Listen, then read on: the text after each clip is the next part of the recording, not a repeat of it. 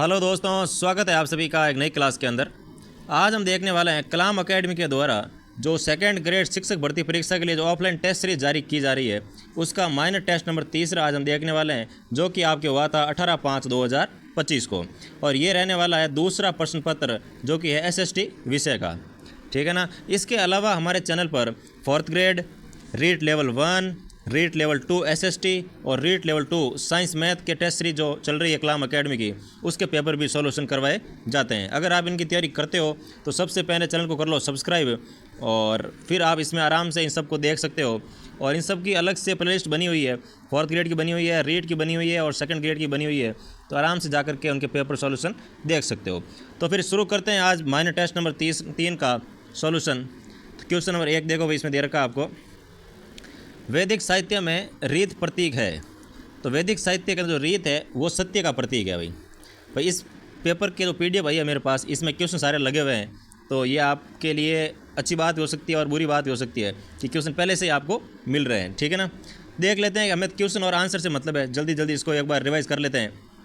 और next question देखो, डेकार्ते के अनुसार असंगत क्या है। तो डेकार्ते के अनुसार असंगत आपका जाएगा यह इंद्रिय अनुभव को ज्ञान के प्रवेश द्वारा के रूप में देखते हैं। नेक्स्ट क्वेश्चन देखो 3 नंबर, वैदिक परंपरा में सामवेद का ऋत्विक क्या होता है। तो वैदिक परंपरा के अंदर जो सामवेद है इसका ऋत्विक क्या होता है, तो वो हो जाएगा उद्गाता। ऋत्विक जो है वो उद्गाता होता है, ठीक है ना। नेक्स्ट देखो, इन पुस्तकों का लेखक कौन है। तो जो पुस्तक है इनके लेखक कौन है, तो इसमें देखो सबसे पहले आपको दे रखा है डेकार्ते, यानी कि दो पुस्तकें दे रखी है आपको, डिस्कोर्स ऑन मेथड और मेडिटेशंस। तो इसकी जो लेखक आएगा वो आपका रहने वाला है डेकार्ते। नेक्स्ट क्वेश्चन देखो 5 नंबर, डेकार्ते के संदर्भ में निम्नलिखित में से कौन से कथन है वो सही है। तो डेकार्ते के बारे में कथन दे रखे हैं और आपको बताना है कि कौन सा कथन है वो सत्य रहने वाला है। तो देखो, पहला कथन है कि द्रव्य वह है जिसका अस्तित्व नहीं है। दूसरा है कि मैं सोचता हूँ इसलिए मैं हूँ। बिल्कुल यह कथन सही है भाई। तो कथन नंबर वह इसका सही हो जाएगा कि मैं सोचता हूँ इसलिए मैं हूँ। नेक्स्ट क्वेश्चन देखो 6 नंबर, वैदिक परंपरा में किसके लाभ के लिए यज्ञ किया जाता था। तो वैदिक जो परंपरा है उसके अंदर जो यज्ञ होते थे वो किसको लाभ देने के लिए होते थे, तो वह आपका जाएगा यजमान जो है उनको लाभ होने के लिए यज्ञ किए जाते थे भाई। नेक्स्ट देखो 7 नंबर क्वेश्चन, निम्नलिखित में से किसे वेद त्रय में सम्मिलित नहीं किया गया है। तो वेद त्रय के अंदर एक ऋग्वेद है, इसको शामिल नहीं किया, अथर्ववेद को शामिल नहीं किया गया। बाकी ऋग्वेद को भी वेद त्रय में शामिल है, यजुर्वेद भी शामिल है और सामवेद भी शामिल है। वेद त्रय मतलब 3 वेदों का जो समूह है उसे वेद त्रय कहते हैं। और इस 3 के समूह के अंदर एक तो ऋग्वेद है, एक यजुर्वेद है और एक सामवेद रहने वाला है। नेक्स्ट क्वेश्चन देखो भाई 8 नंबर, उपनिषदों के अनुसार सही कर्म है। तो उपनिषद के अनुसार कौन सा कर्म इसमें सही रहने वाला है, तो वो आ जाएगा पहले श्रवण, फिर मनन और फिर आएगा निधिसाध्यन, यानी कि ऑप्शन नंबर 3 जो है वो इसमें आपके सही रहने वाला है। नेक्स्ट क्वेश्चन देखो 9 नंबर, महावाक्य तत्वमसि उद्धृत है। तो महावाक्य जो तत्वमसि है ये किससे उद्धृत है, तो वो आ जाएगा आपके छांदोग्य उपनिषद से उद्धृत है भाई। नेक्स्ट क्वेश्चन देखो 10 नंबर, मैं स्वयं अपनी सत्ता का कारण नहीं हो सकता इसलिए क्योंकि मुझ में पूर्णता का प्रत्यय है। यह कथन किसका है, तो ये आपका जाएगा डेकार्ते। यानी कि इतनी गहरी गहरी बातें डेकार्ते करते थे भाई कि मैं सोचता हूँ इसलिए मैं हूँ, और मैं स्वयं अपनी सत्ता का कारण नहीं हो सकता क्योंकि मुझ में पूर्णता का प्रत्यय है। तो ये कथन किसका रहने वाला है, तो डेकार्ते का रहने वाला है भाई। नेक्स्ट क्वेश्चन देखो, वैदिक परंपरा में स्वीकृत ऋण क्या है। तो वैदिक परंपरा के जो स्वीकृत ऋण बताए गए हैं वो आ जाएंगे देव ऋण, ऋषि ऋण और पितृ ऋण, यानी कि ऑप्शन नंबर 2। नेक्स्ट क्वेश्चन देखो भाई 12 नंबर, ब्रह्मा सूत्र की रचना किसने की थी। तो ब्रह्मा सूत्र के जो रचयिता है वो आ जाएगा आपके महर्षि बद्रायण, यानी कि ऑप्शन नंबर 2। नेक्स्ट देखो, उपनिषदों की विषय वस्तु में सम्मिलित है। तो उपनिषदों की विषय वस्तु में कौन कौन सम्मिलित है वो आपको बताना था। तो इसमें आपको आ जाएगा ब्रह्मा भी सम्मिलित है, जीव भी सम्मिलित है, आत्मा भी सम्मिलित है और जगत भी सम्मिलित है, यानी कि ऑप्शन नंबर 4 इसका सही होने वाला है। नेक्स्ट देखो 14 नंबर क्वेश्चन, तुरीय अवस्था में नहीं होता है। तो तुरीय अवस्था के अंदर चेतना का लोप नहीं होता है भाई, बाकी जगत का लोप हो जाता है, जगत के ज्ञान का लोप भी हो जाता है, अहंकार का लोप भी हो जाता है, लेकिन चेतना का जो लोप है वो तुरीय अवस्था के अंदर नहीं होता है। नेक्स्ट क्वेश्चन देखो, बहुदेववाद निम्न में से किसे निहित नहीं रखता है? तो जो बहुदेववाद है वो एक प्रमुख देवता को नहीं मानते हैं, वो स्वर्ग के देवता मानते हैं, धरती के देवता मानते हैं, परलोक की देविया को मानते हैं, लेकिन एक देवता को नहीं मानते, क्योंकि इस नाम में लिखा हुआ है बहुदेव, यानी कि बहुत सारे देवों को मानते थे। तो ऑप्शन नंबर 3 इसका सही रहने वाला है। नेक्स्ट देखो, निम्न में से किसमें सर्वेश्वरवाद की झलक दिखाई देती है? तो निम्नलिखित में से पुरुष सूक्त जो है इसके अंदर सर्वेश्वरवाद की झलक दिखाई देती है भाई। नेक्स्ट देखो 17 नंबर, निम्न में से कौन पृथ्वी का स्थानीय देवता नहीं है? तो जो पृथ्वी का स्थानीय देवता है वो कौन नहीं रहने वाला है? तो वो आ जाएगा आपके मारुत जो है, ये स्थानीय देवता नहीं है, जबकि अग्नि, सोम और बृहस्पति ये सारे स्थानीय देवता रहने वाले हैं अभी। नेक्स्ट क्वेश्चन देखो 18 नंबर, वैदिक युग में ऋतस्य गोपा कहा जाता है। तो जो ऋतस्य गोपा है ये वरुण को कहा जाता है। नेक्स्ट देखो 19 नंबर, गीता के निष्काम कर्मयोग का प्रतिपादन किस उपनिषद में किया गया है? तो गीता के जो निष्काम कर्मयोग है इसका प्रतिपादन है वो किस उपनिषद में किया गया? तो वो आपके आ जाएगा ईसोप उपनिषद। जो ईसोप उपनिषद है इसके अंदर गीता के निष्काम कर्मयोग का प्रतिपादन किया गया है अभी। नेक्स्ट क्वेश्चन देखो 20 नंबर, निम्न में से कौन सा हिंदू नीति शास्त्र के अनुसार प्रस्थान त्रयी का भाग नहीं है? तो प्रस्थान त्रयी जो है इसका जो वेद है ये इसका भाग नहीं रहने वाला है। बाकी प्रस्थान त्रयी में उपनिषद शामिल है, गीता शामिल है और ब्रह्मा सूत्र है वो भी शामिल है। नेक्स्ट देखो भाई 21 नंबर, सुकरात के अनुसार ज्ञान की विशेषता नहीं है। तो सुकरात के अनुसार ज्ञान की विशेषता कौन सी नहीं रहने वाली है? तो वो आ जाएगी आत्मनिष्ठ है, वो ज्ञान की विशेषता नहीं है। बाकी सार्वभौमिक है, बौद्धिक है और निरपेक्ष भी है, लेकिन आत्मनिष्ठ इसमें नहीं रहने वाला। नेक्स्ट देखो 22 नंबर, सुकरात के विचार में नैतिकता का स्रोत है। तो सुकरात के जो विचार है इसमें नैतिकता का जो स्रोत है वो आपके रहने वाला है ज्ञान। नेक्स्ट देखो 23 नंबर, कार्टेशियन पद्धति है। तो कार्टेशियन जो पद्धति है वो आपके रहती है देकार्ते की दार्शनिक पद्धति, यानी कि ऑप्शन नंबर 2 जो है वो इसमें बिल्कुल सही रहने वाला है कि जो कार्टेशियन पद्धति है ये देकार्ते की दार्शनिक पद्धति रहने वाली है। नेक्स्ट देखो 24 नंबर, ये कौन स्वीकार करता है कि जिस व्यक्ति को ज्ञान है वह अनैतिक नहीं हो सकता? तो ये कहने वाले आ जाएंगे आपके सुकरात ने कहा है कि जिस व्यक्ति के अंदर ज्ञान है वह कभी भी अनैतिक नहीं हो सकता, यानी कि वो हमेशा कोई बात करेगा या कोई काम करेगा तो वो नीति के अकॉर्डिंग ही काम करेगा, धर्म के अकॉर्डिंग ही काम करेगा, कोई गलत काम वो नहीं करेगा। नेक्स्ट क्वेश्चन देखो भाई 25 नंबर, बौद्धिक प्रस्ताविका निम्न में से किसे कहा जाता है? तो बौद्धिक प्रस्ताविका जो है वो आपके रहने वाली है सुकरात की दार्शनिक पद्धति है, उसे बौद्धिक प्रस्ताविका कहा जाता है। नेक्स्ट देखो, यह किसका विश्वास था कि मनुष्य ही समस्त वस्तुओं का मापदंड है?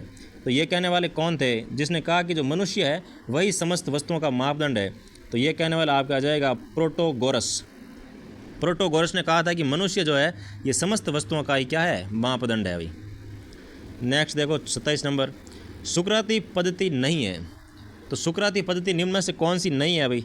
तो द्वंद्वात्मक सुकराती पद्धति है, संशयात्मक भी है और संवादात्मक भी है, लेकिन रूढ़िवादी के बारे में सुकरात ने कुछ नहीं कहा है, इसलिए रूढ़िवादी जो है इसकी पद्धति नहीं रहने वाली है।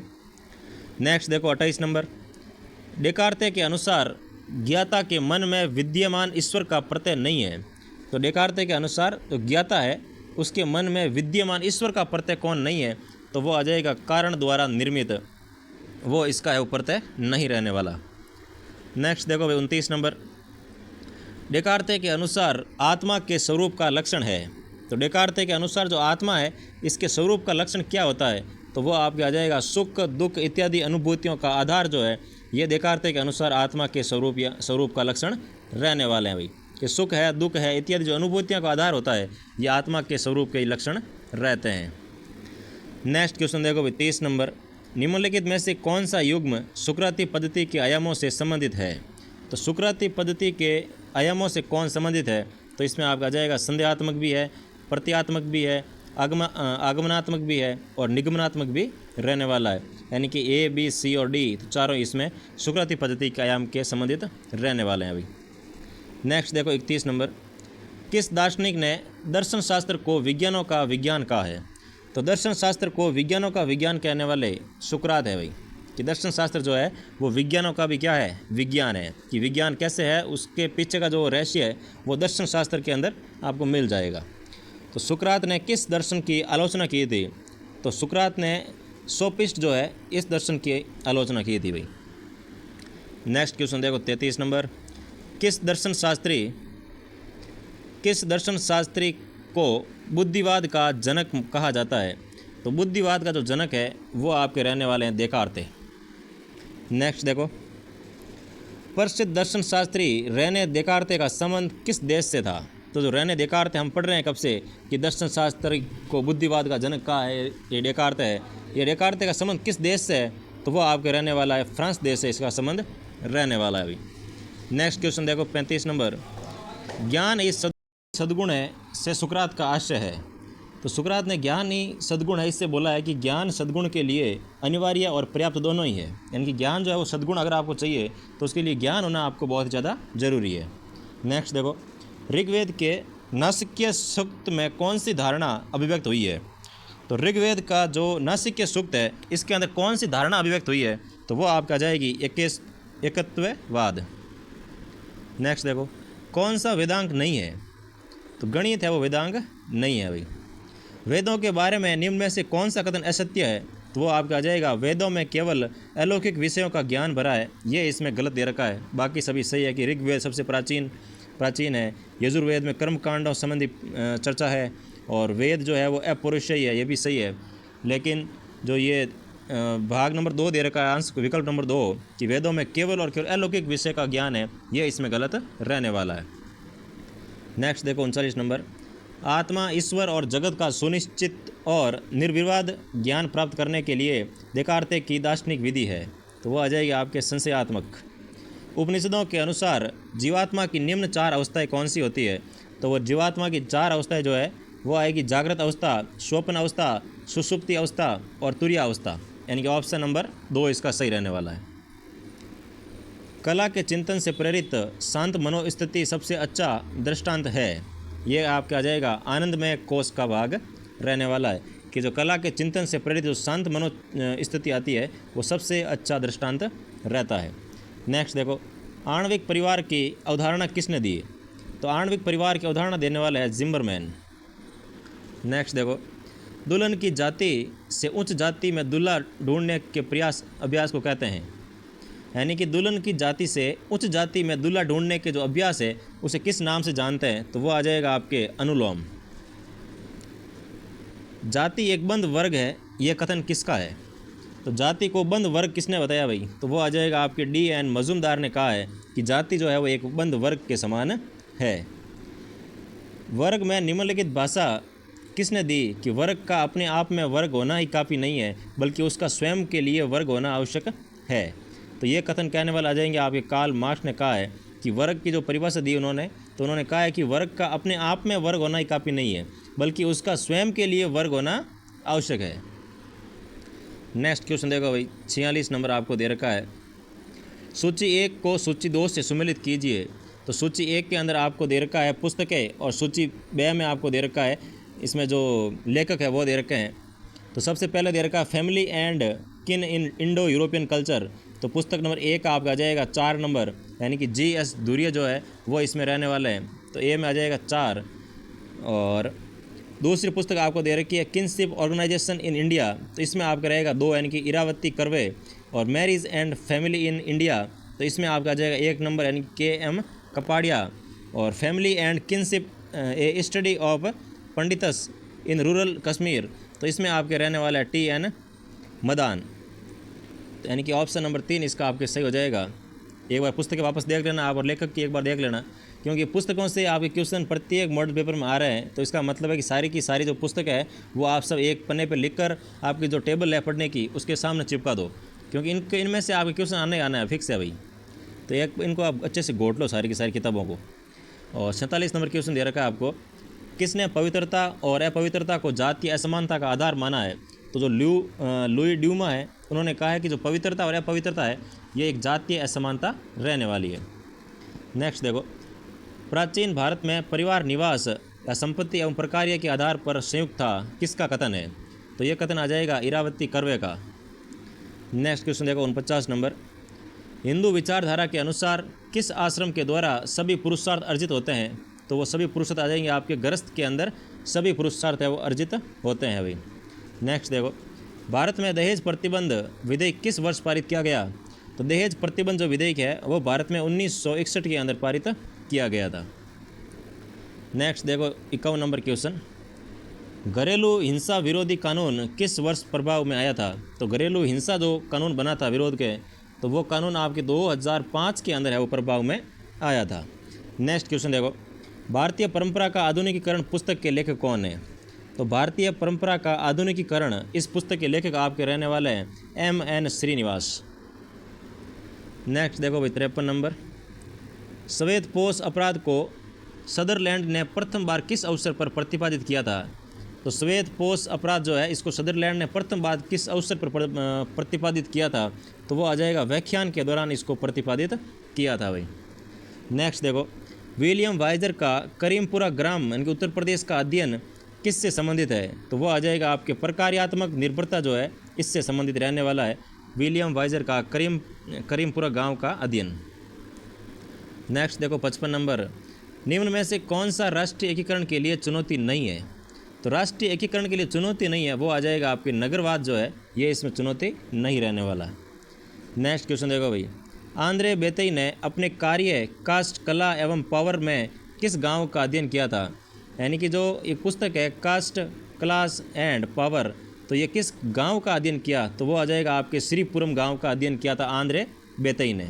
ठीक है ना, थोड़ा इसमें धुंधले है भाई आप क्वेश्चन, लेकिन मैं बोल रहा हूँ आप सुन लो इसको। ठीक है, नेक्स्ट क्वेश्चन दे रखा है, हिंदू विवाह संस्कार में अनुष्ठानों का सही युग्म है?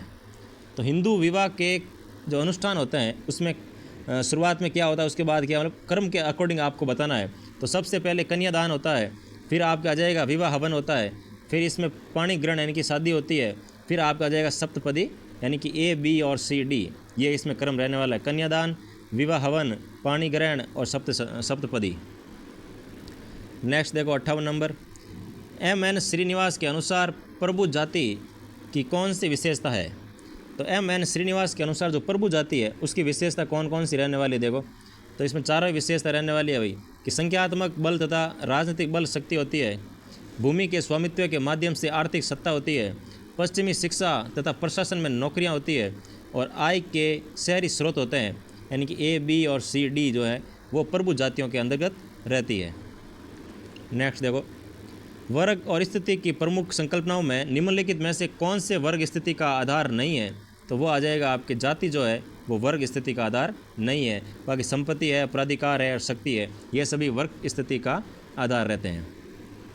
नेक्स्ट देखो भाई, निम्नलिखित में से किसने धर्म को पवित्र और अपवित्र के मध्य भेद के रूप में परिभाषित किया है? तो धर्म को पवित्र और अपवित्र के मध्य भेद करने वाले कौन थे? तो वो आ जाएगा आपके E. दुर्खिम। नेक्स्ट क्वेश्चन देखो, बॉर्न क्रिमिनल की परिकल्पना किसकी है? तो बॉर्न क्रिमिनल जो है इसकी परिकल्पना वो किसकी है? तो वो आ जाएगा आपके लोम्ब्रोसो की एक परिकल्पना है बॉर्न क्रिमिनल। नेक्स्ट क्वेश्चन देखो भाई, निम्न में से कौन सी विशेषता संप्रदायवाद की सही है? तो निम्नलिखित तो विशेषता दे रखी है, इसमें से कौन सी विशेषता जो है वो संप्रदायवाद की सही है? तो इसमें आ जाएगा राष्ट्रीयता की जो भावना है ये इसमें सही है। नेक्स्ट देखो 63 नंबर क्वेश्चन, किसने परिभाषित किया है कि प्रत्यक्ष अथवा अप्रत्यक्ष लाभ हेतु जानबूझकर निश्चित कर्तव्य का पालन न करना ही भ्रष्टाचार है? तो ये कहने वाले कौन थे भाई? तो वो आ जाएगा आपके इलियट व मेरिल ने कहा है कि प्रत्यक्ष और अप्रत्यक्ष लाभ हेतु जानबूझकर अगर निश्चित कर्तव्य का पालन नहीं किया जा रहा है तो उसे ही भ्रष्टाचार कहा जाता है। नेक्स्ट देखो 64 नंबर, ऐसी व्यवस्था जिसमें माँ के भाई को नातेदारी में प्रमुख स्थान दिया जाता है कहलाती है? तो वो आ जाएगा आपके मातुलेई। माँ के भाई को अगर नातेदारी में प्रमुख स्थान दिया जाता है तो वो आपके आ जाएगी मातुलेई। नेक्स्ट देखो 65 नंबर, G.S. गुरिया के अनुसार भारत में जाति का मेरुदंड क्या है? तो जाति का जो मेरुदंड है वो आ जाएगा जाति अंत्य विवाह। नेक्स्ट क्वेश्चन देखो भाई, टोटम का अर्थ क्या है?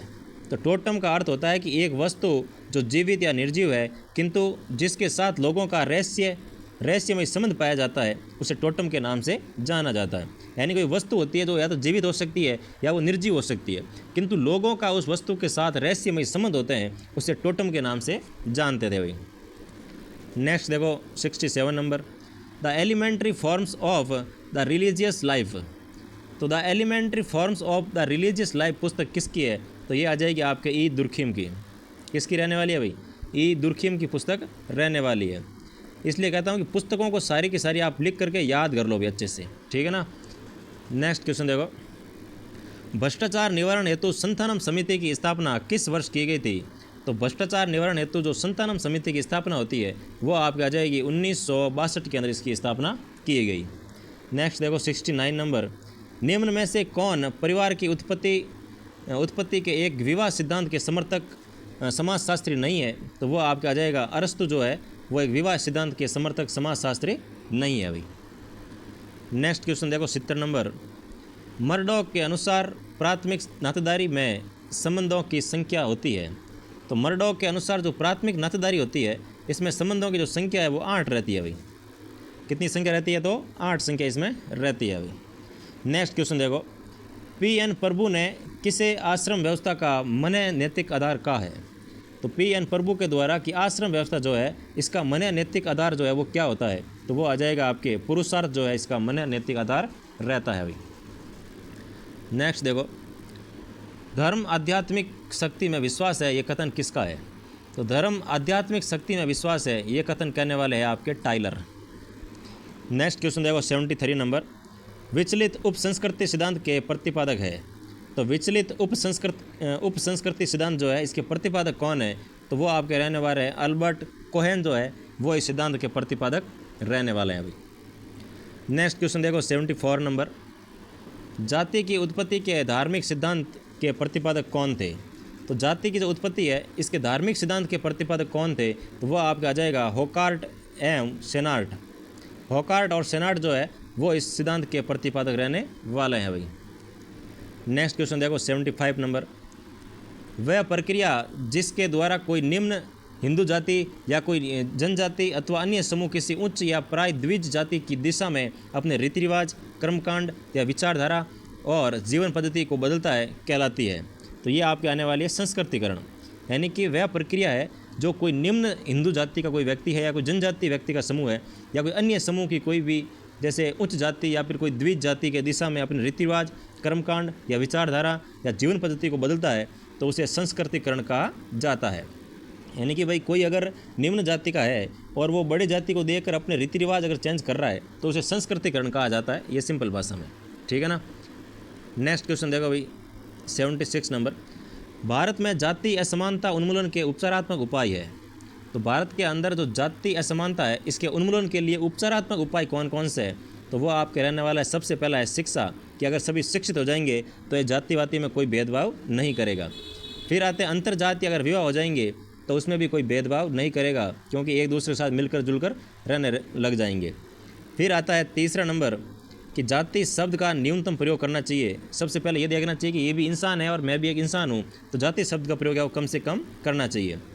नेक्स्ट देखो, आर्थिक समानता को प्रोत्साहन देना चाहिए। यानी कि अगर सभी आर्थिक रूप से अगर समान होंगे तो ये भेदभाव होंगे भी नहीं भाई, क्योंकि सब भेदभाव ये पैसे का ही है। ज़्यादा पैसे वाला है वो बोल रहे हैं कि हम उस जाति के हैं, जो बेचारे गरीब है वो उनको कोई सुनता है नहीं। इसलिए अगर आर्थिक समानता होगी तो ये जातिवादी का कोई भेदभाव रहने वाला ही नहीं है भाई। तो इसमें चारों के चारों ऑप्शन आपके जाति उन्मूलन के उपचारात्मक रहने वाले, उपचारात्मक उपाय रहने वाले हैं। नेक्स्ट देखो भाई 77 नंबर, डेविड इलेस ने निर्धनता के निम्न कारणों में से किसी एक कारण का उल्लेख नहीं किया है। तो वो आपका जाएगा सामाजिक बंधन का है, वो सामाजिक संबंध है, इसका उल्लेख डेविड इलेस ने निर्धनता के निम्न कारणों में नहीं किया था। बाकी निर्धनता की संस्कृति या उपसंस्कृति, व्यक्ति और सामाजिक संरचना, इन सबको उन्होंने निर्धनता के कारण में शामिल किया था। नेक्स्ट देखो भाई 78 नंबर, एड्स दिवस इस दिन को मनाया जाता है। तो एड्स दिवस कब मनाया जाता है? तो वो आ जाएगा आपके 1 दिसंबर को एड्स दिवस मनाया जाता है अभी। नेक्स्ट क्वेश्चन देखो, वर्ण व्यवस्था के बारे में इनमें से कौन सा कथन है वो उपयुक्त नहीं है? तो वर्ण व्यवस्था के बारे में कथन नंबर 3 है वो उपयुक्त नहीं है कि वेदों में ये जाति व्यवस्था को दर्शाता है, ये गलत है अभी। वेदों में जाति व्यवस्था को ये नहीं दर्शाता है। नेक्स्ट देखो, धर्म जन समुदाय का अफीम है, ये किसने कहा? कि जो धर्म है वो जन समुदाय का क्या है? अफीम है। ये कथन किसने कहा था? तो ये कहने वाले आपके आ जाएगा भाई के मार्क्स ने कहा था कि धर्म एक जन समुदाय का अफीम के समान है। नेक्स्ट देखो, काम अवधारण। हाँ तो भाई नेक्स्ट क्वेश्चन देखो, 81 नंबर दे रखा है आपको। काम अवधारणा का सामूहिक प्रयोग जन्मजात अभिलाषा एवं चालकों की संपूर्णता को व्यक्त करता है, यह विचार किसका है? तो यह विचार रहने वाला है आपके PH प्रभु ने कहा था कि जो काम अवधारणा है इसका सामूहिक प्रयोग जन्मजात अभिलाषाओं एवं चालकों की संपूर्णता को व्यक्त करता है, ये विचार PH प्रभु का है भाई। नेक्स्ट क्वेश्चन देखो 82 नंबर, कि विवाह एवं स्त्री और पुरुष को पारिवारिक जीवन में प्रवेश करने वाली संस्था है, ये किसने कहा था? तो ये कहने वाला आपका जाएगा बोगार्ट ने कहा है कि जो विवाह एक ऐसी संस्था है जिसमें स्त्री और पुरुष जो है पारिवारिक जीवन में प्रवेश करते हैं। नेक्स्ट क्वेश्चन देखो भाई 83 नंबर, सरोरेट विवाह है। तो सरोरेट जो विवाह होता है इसका मतलब है कि मृत पत्नी की बहन या विधुर पुरुष के बीच जो विवाह होता है उसे सरोरेट विवाह का प्रकार कहा जाता है। नेक्स्ट क्वेश्चन देखो भाई, ये किसने परिभाषित किया है कि परिवार पति पत्नी की संतान रहित या संतान सहित या केवल पुरुष या स्त्री के बच्चों सहित कम या अधिक स्थायी समिति है? तो ये आपका आ जाएगी ऑगबर्न एवं निमकॉफ ने कहा था कि परिवार जो है वो पति एवं पत्नी की संतान रहित या संतान सहित या केवल पुरुष या केवल स्त्री के बच्चों सहित कम या अधिक स्थायी समिति रहती है। तो ये कहने वाला आपके रहेंगे ऑगबर्न और निमकॉफ। नेक्स्ट क्वेश्चन देखो भाई 85 नंबर, सांप्रदायिकता के निम्नलिखित आयामों का सुझाव किसने दिया है? तो सात्मीकरणीयवादी, कल्याणवादी, प्रतिपक्षी, प्रतिशोधवादी, अलगाववादी या पृथकतावादी? तो ये जो सुझाव दिए हैं आयाम, ये देने वाला है T.K. ओमन ने कहा था भाई इसके बारे में। नेक्स्ट देखो भाई 86 नंबर, हिंदू धर्म की पुरुषार्थ व्यवस्था में किस पुरुषार्थ को अंतिम लक्ष्य माना गया है? तो हिंदू धर्म के अंदर जो मोक्ष है इसे अंतिम लक्ष्य माना गया है कि ऐसे कर्म करो कि आपको मोक्ष की प्राप्ति हो जाए और आपका जीवन सुधर जाए। नेक्स्ट क्वेश्चन देखो, प्राचीन समय में परिवार में संतानोत्पत्ति के उद्देश्य से स्त्री को अपने पति के अतिरिक्त किसी अन्य पुरुष के साथ यौन संबंध स्थापित करने की अनुमति को क्या कहा जाता है? यानी कि संतान उत्पत्ति करने के लिए स्त्री को पति के अलावा अन्य पुरुषों के साथ यौन संबंध स्थापित करने की जो अनुमति है उससे कहते थे नियोग के नाम से भी जानते थे भाई। नेक्स्ट क्वेश्चन देखो, यह किसका मानना है कि सामाजिक वर्ग औद्योगिक समाज के चारित्रिक लक्षण है? कि जो सामाजिक वर्ग आता है वो औद्योगिक समाजों के चारित्रिक लक्षण होते हैं। तो ये कहने वाले आपका आ जाएगा T.B. बॉटोमोर। नेक्स्ट क्वेश्चन देखो भाई 89 नंबर, जाति के कार्यों को किसने दो स्तरों या सांस्कारिक और वैचारिक पर विश्लेषित किया था? तो जाति के कार्यों को दो स्तर बताए थे जो कि है सांस्कारिक और वैचारिक पर किसने विश्लेषित किया था? तो वो आपका आ जाएगा नर्मदेश्वर प्रसाद ने कहा था कि जो जाति है इसके दो स्तर हो सकते हैं, एक तो सांस्कारिक हो सकता है और एक वैचारिक हो सकता है। नेक्स्ट क्वेश्चन देखो 90 नंबर, निम्न में से कौन सा गरीबी उन्मूलन या कम से कम इसे महत्वपूर्ण रूप से कम करने के उपायों में से नहीं है? यानी कि गरीबी उन्मूलन के लिए कौन सा उपाय है वो नहीं है। तो इसमें आपका आ जाएगा काले धन का जो प्रवाह है, ये इसमें गरीबी कम करने का कोई भी उपाय नहीं रहता भाई। बाकी रोजगार सृजन करेंगे तो गरीबी कम होगी, सही है। भूमि मानव अनुपात होगा वो अगर सही होगा तो उसमें भी गरीबी कम की जा सकती है कि जिसके पास ज़्यादा ज़मीन है उसे कम ज़मीन वाले को देनी चाहिए और अनुपात है वो समान होना चाहिए ताकि दोनों की जो आय है कृषि से वो समान हो सके और एक दूसरे का कहते हैं ना कि समान स्तर तक आ सके। और वितरण न्याय यानी कि न्याय मिलना चाहिए तो उससे गरीबी है उन्मूलन किया जा सकता है। नेक्स्ट क्वेश्चन देखो भाई, ending corruption how to clean up India, यह पुस्तक किसकी है भाई? Ending corruption how to clean up India, ये पुस्तक के लेखक कौन है? तो वो आपका आ जाएगा N. विठल जो है, उन्होंने इस पुस्तक की रचना की थी। नेक्स्ट देखो, परास्त होने के पश्चात सेल्यूलस निकेटर ने कौन सा क्षेत्र चंद्रगुप्त मौर्य को नहीं सौंपा था? तो जो सेल्यूकस निकेटर था वो जब चंद्रगुप्त मौर्य से परास्त हुआ था तो उसने एक एरिया को उसको नहीं दिया था क्षेत्र को, तो वो आपका आ जाएगा बैक्टीरिया जो है बैक्टीरिया को उसको नहीं दिया था। बाकी एरिया, अराकोसिया और गेट्रोसिया ये सारे के सारे चंद्रगुप्त ने छीन लिए थे, लेकिन सेल्यूकस निकेटर ने इस क्षेत्र पर अधिकार बनाए रखा था। नेक्स्ट देखो भाई 93 नंबर, सीता अध्यक्ष, शुल्का अध्यक्ष एवं सूत्रा अध्यक्ष किस मंत्री से संबंधित है? तो वह आपका आ जाएगा समाहर्ता के मंत्रियों से संबंधित रहने वाला है। सीता अध्यक्ष है, शुल्का अध्यक्ष है और सूत्रा अध्यक्ष है। नेक्स्ट देखो भाई 94 नंबर, मगध साम्राज्य की सबसे आरंभिक राजधानी कौन सी थी? तो मगध साम्राज्य की सबसे आरंभिक राजधानी है वो आपके रहने वाली है गिरिव्रज। गिरिव्रज जो है वो मगध साम्राज्य की शुरुआती राजधानी रहने वाली है। नेक्स्ट देखो भाई 95 नंबर, निम्नलिखित में से सत्य कथन का चयन कीजिए। तो सत्य कथन कौन सा है? देखो, संकिसा स्तंभ के शीर्ष पर एक विशाल हाथी स्थापित किया गया है, बिल्कुल सही है भाई। और कनगनहली की खुदाई में अशोक की प्रशस्त मूर्ति प्राप्त हुई है, तो यह भी बिल्कुल इसमें सही है। तो दोनों ही कथन इसमें क्या रहने वाले हैं? सत्य रहने वाले हैं। तो ऑप्शन नंबर 2, 3 इसका सही हो जाएगा भाई। नेक्स्ट देखो 96 नंबर, अशोक की खरोष्टी लिपि में लिपिबद्ध अभिलेख प्राप्त हुए हैं। तो खरोष्टी लिपि के अंदर जो लेख प्राप्त हुए हैं वो कहाँ से मिले हैं? तो वो आपका आ जाएगा शाहबाजगढ़ी और मानसेरा जो है यहाँ से प्राप्त हुए हैं भाई। और ब्राह्मी लिपि में जो लेख हुए मिले हैं वो अपने भारत से जितने भी लेख प्राप्त हुए हैं वो सारे अशोक के है वो ब्राह्मी लिपि के अंदर लिखित है भाई। नेक्स्ट क्वेश्चन देखो, सुदर्शन झील का पुनरुत्थान किस गुप्त शासक के शासनकाल में हुआ था? तो सुदर्शन झील का जो पुनरुत्थान किया गया वो चंद्रगुप्त द्वितीय के काल में किया गया था भाई। नेक्स्ट क्वेश्चन देखो 98 नंबर, निम्नलिखित में से किस मौर्य कालीन अभिलेख से दुर्भिक्ष काल में सहायता प्रदान किए जाने का विवरण प्राप्त होता है? तो वह आपका आ जाएगा महास्थान जो अभिलेख है। इससे पता चलता है कि मौर्य कालीन अभिलेख में दुर्भिक्ष काल में सहायता प्रदान किए जाने का विवरण प्राप्त होता है, महास्थान अभिलेख। नेक्स्ट देखो भाई 99 नंबर, मथुरा कला से संबंधित सत्य कथन का चयन कीजिए। तो पहले कथन दे रखा है यह देश में ही विकसित कला थी, तो बिल्कुल सही है। जो मथुरा कला है वो अपने देश में ही विकसित कला थी। दूसरी है कि मथुरा कला में स्थानीय लाल बलुआ पत्थर का प्रयोग किया गया था, तो ये भी सही है। तो ऑप्शन नंबर 1 और 2 दोनों ही सही रहने वाले हैं। नेक्स्ट क्वेश्चन देखो भाई 100 नंबर, अशोक द्वारा धम्म महापात्रों की नियुक्ति का उल्लेख उसके किस शिलालेख में किया गया था? तो वो शिलालेख आ जाएगा आपके 5वां जो शिलालेख था, इसके अंदर धम्म महापात्रों की नियुक्ति का उल्लेख किया गया था। नेक्स्ट देखो भाई, अशोक के अतिरिक्त देवनाम प्रिय उपाधि धारण करने वाला मौर्य शासक कौन था? तो अशोक के अलावा जो देवनाम प्रिय उपाधि थी ये दशरथ ने अभी धारण कर रखी थी। नेक्स्ट क्वेश्चन देखो 102 नंबर, निम्नलिखित में से कौन सा ग्रंथ जो है वो वराहमिहिर द्वारा रचित नहीं है? तो वराहमिहिर द्वारा रचित ग्रंथ निम्न से कौन सा नहीं है? तो वो आ जाएगा 10 गीति का सूत्र जो है ये आपके वराहमिहिर द्वारा रचित नहीं है।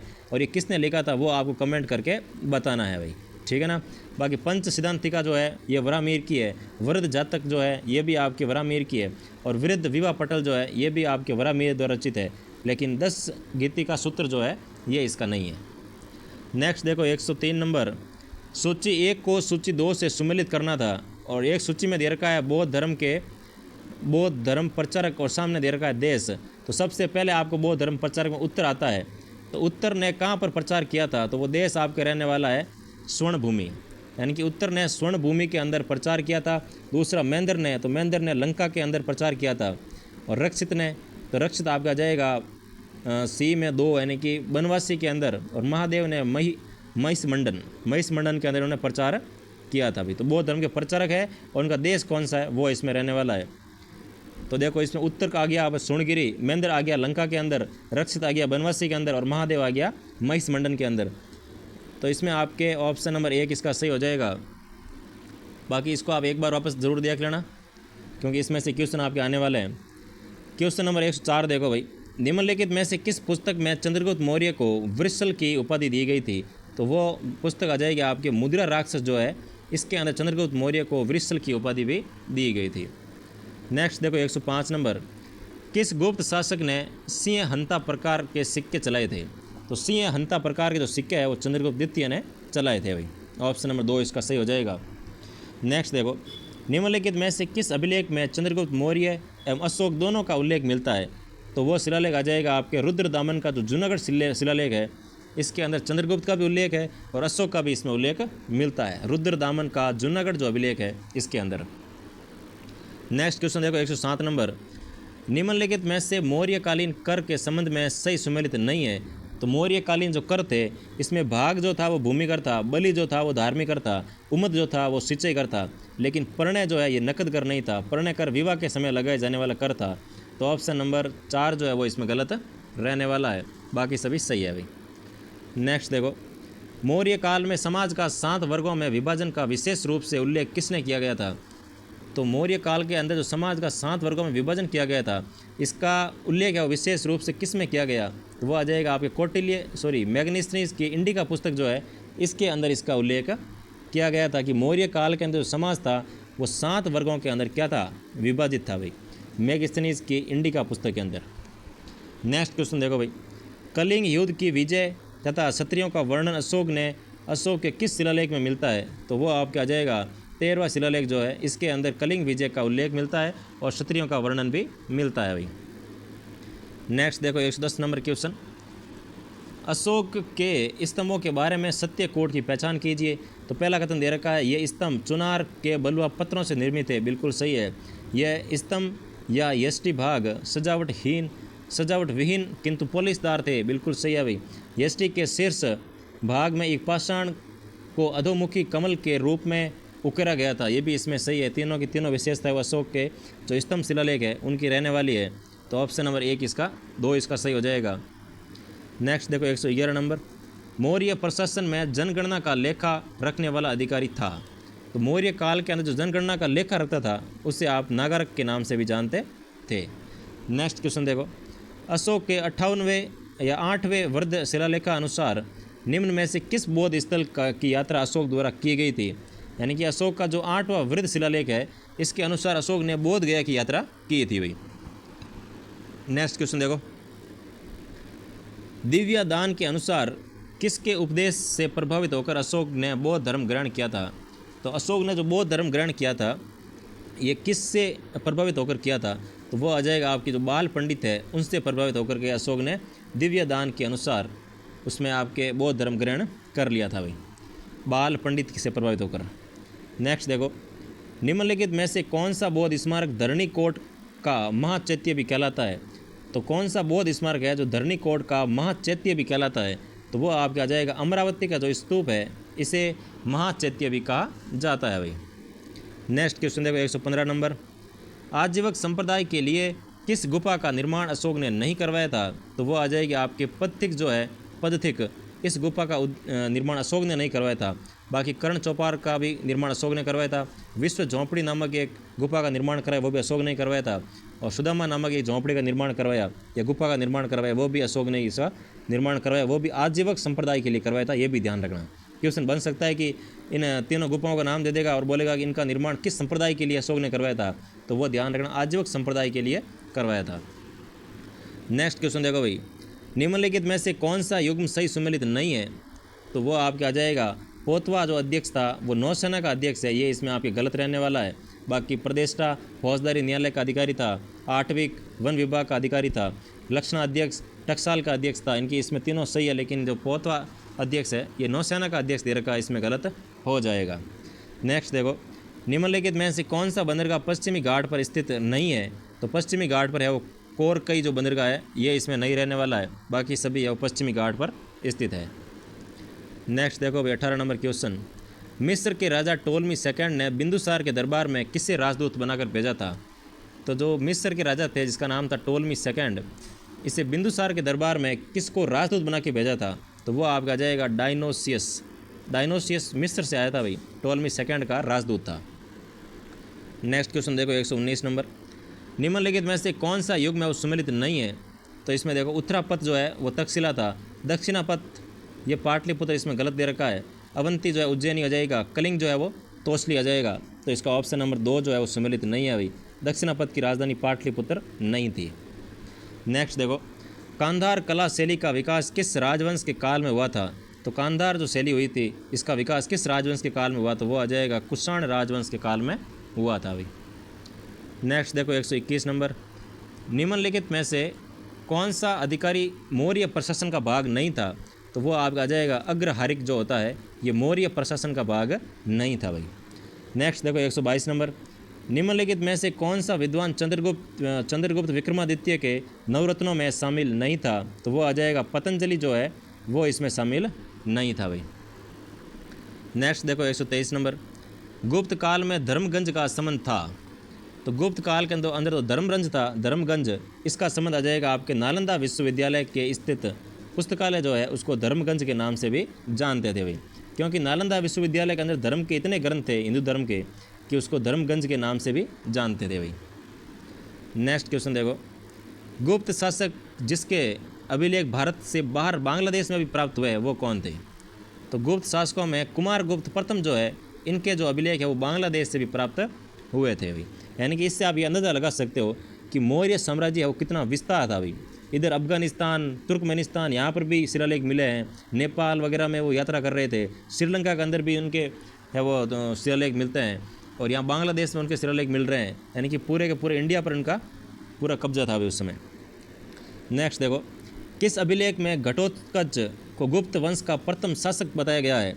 तो किस अभिलेख में बताया गया तो वो आ जाएगा आपके पूना ताम्रपत्र के अंदर भी बताया गया है, और रिद्धपुर अभिलेख जो है इसके अंदर भी बताया गया।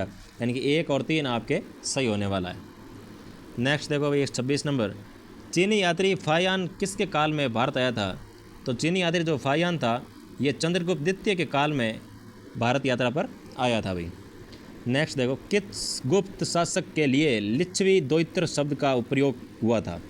तो लिच्छवी द्वैत्र जो है वो किस शासक के लिए प्रयुक्त होता था? तो वो आपका आ जाएगा समुद्रगुप्त जो है इसे लिच्छवी द्वैत्र कहते थे, क्योंकि इनकी जो माताजी थे वो लिच्छवी थी। नेक्स्ट देखो, गतिकापाद गणितपाद किस पुस्तक के खंड है? तो गतिकापाद और जो गणितपाद है ये आपके आर्यभट्टियम पुस्तक के खंड रहने वाला है। नेक्स्ट देखो भाई, समुद्रगुप्त को भारत का नेपोलियन किसने कहा था? तो समुद्रगुप्त को भारत का नेपोलियन V.A. स्मिथ ने कहा था भाई। नेक्स्ट क्वेश्चन देखो 130 नंबर, निम्नलिखित में से किन का संबंध सुदर्शन झील से है?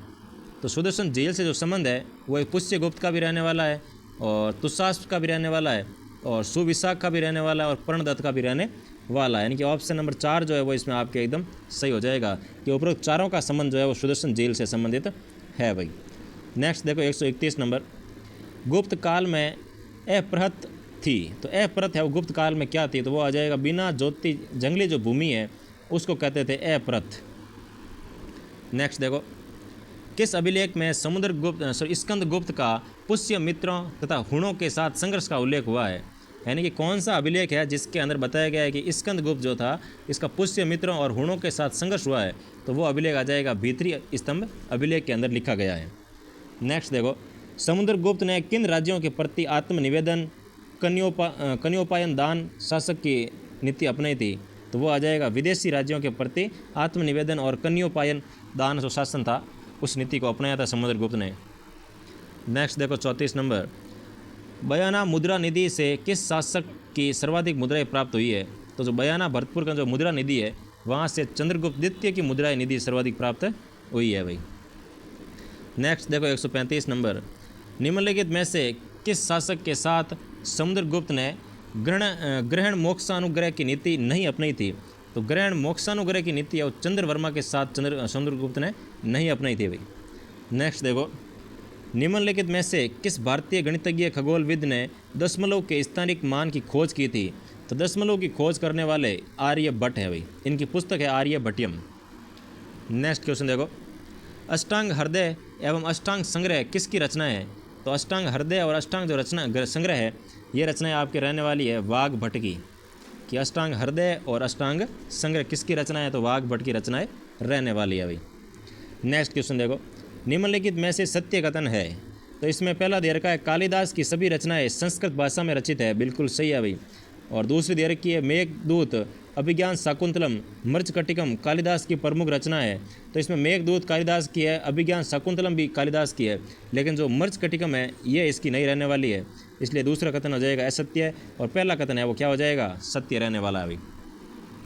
नेक्स्ट देखो 139 नंबर, निम्नलिखित में से कौन सी गुफा गुप्तकालीन है? तो वो आपके आ जाएगी पांडव या बाघ गुफाएं जो है ये आपकी गुप्तकालीन रहने वाली है भाई। नेक्स्ट क्वेश्चन देखो 140 नंबर, अजंता की किस गुफा में सर्वाधिक चित्र है? तो अजंता की जो गुफा नंबर 11 आती है इसके अंदर सर्वाधिक चित्र मिलने वाले हैं भाई।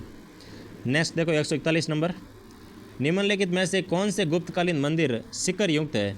तो इसमें आपके रहने वाला देवगढ़ जो मंदिर है ये भी शिखर युक्त है, और भीतर गांव का जो मंदिर है ये भी शिखर युक्त है। यानी कि केवल 3 और 4 जो है ये मंदिर है वो शिखर युक्त रहने वाले हैं भाई, देवगढ़ का मंदिर और भीतर गांव का मंदिर।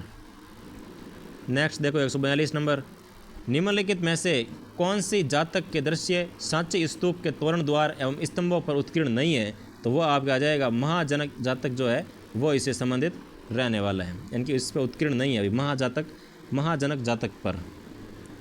नेक्स्ट क्वेश्चन देखो 143 नंबर, सती प्रथा की सर्वप्रथम जानकारी किस अभिलेख से प्राप्त होती है, तो वो आ जाएगा आपके ऐरण अभिलेख से सती प्रथा की सर्वप्रथम जानकारी प्राप्त होती है भाई।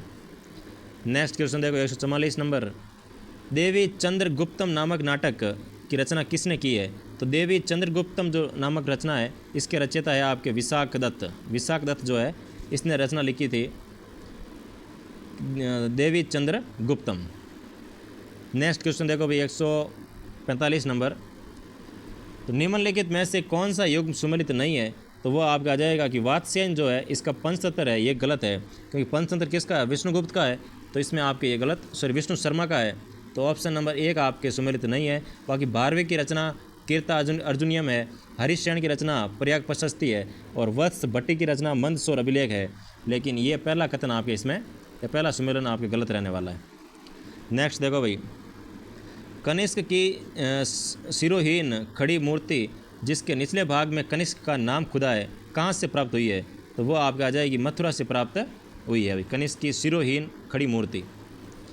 नेक्स्ट देखो 147 नंबर, अशोक के काल में बना धमेक स्तूप स्थित है, तो धमेक स्तूप जो है वो जोखड़ के अंदर स्थित रहने वाला है भाई। नेक्स्ट क्वेश्चन देखो, अशोक के किन अभिलेखों में उनका नाम मिलता है, नाम अशोक मिलता है, यानी कि अशोक के कौन से अभिलेख है जिसके अंदर अशोक का जो वास्तविक नाम अशोक था उसका उल्लेख मिलता है, तो वो आपका जाएगा मास्की, गुर्जरा और नेटूर जो अभिलेख है इसके अंदर अशोक का जो नाम है वो अशोक ही लिखा मिलता है, यानी कि उपरोक्त सभी। नेक्स्ट क्वेश्चन देखो 149 नंबर, सूची 1 को सूची 2 से सुमेलित कीजिए, तो सुमेलित कीजिए। एक पहले में दे रखा है गुप्तकालीन मंदिर, दूसरे में दे रखा है आपको स्थान, तो लक्ष्मण मंदिर जो है ये आपके इसमें रहने वाला है 4 नंबर, यानी कि सिरपुर के अंदर, तो लक्ष्मण जो मंदिर बना है गुप्त काल के अंदर वो सिरपुर के अंदर स्थित रहने वाला है। और पार्वती जो मंदिर है ये आपके आ जाएगा नचना कठूर, यानी कि 3 नंबर, और शिव मंदिर आ जाएगा आपके भूमरा के अंदर, और विष्णु मंदिर आ जाएगा आपके तिगवा के अंदर, यानी कि 1 में 4, 2 में 3, 3 में 2 और 4 में 1, तो ऑप्शन नंबर 4 इसका सही हो जाएगा भाई। और नेक्स्ट क्वेश्चन देखो और लास्ट क्वेश्चन, यूनानी लेखकों ने किस मौर्य शासक को अमित्र घात की संज्ञा दी थी, तो इसमें आपका आ जाएगा बिंदुसार जो है इसे अमित्र घात की संज्ञा भी दी थी। तो ये थे भाई आपके 150 क्वेश्चन एसएसटी के, और सॉल्यूशन आपको कैसा लगा, अगर अच्छा लगा हो तो चैनल को लाइक करना है, शेयर करना है और एक अच्छा सा प्यारा सा कमेंट ज़रूर कर दीजिएगा कि भाई आपको कैसा लगा ये चैनल और इसका सॉल्यूशन। और इसके अलावा आपको पता ही है कि अगर 4th ग्रेड की तैयारी कर रहे हो तो उसके भी टेस्ट आ रहे हैं, और लेवल 1 की कर रहे हो तो भी आ रहे हैं, लेवल 2 एसएस साइंस के कर रहे हो और साइंस से तैयारी कर रहे हो तो भी उसके पेपर सॉल्यूशन करवाए जा रहे हैं, और लेवल 2 एसएसटी से अगर तैयारी कर रहे हो तो उसके भी कलाम एकेडमी के ऑफलाइन जो टेस्ट सीरीज है उसके सॉल्यूशन आपके आ रहे हैं, तो ज़रूर उनको देखिएगा और अपनी तैयारी को बेहतर कीजिएगा। ठीक है, फिर मिलते हैं नेक्स्ट क्लास के अंदर एक नए सॉल्यूशन के साथ। Thank you so much.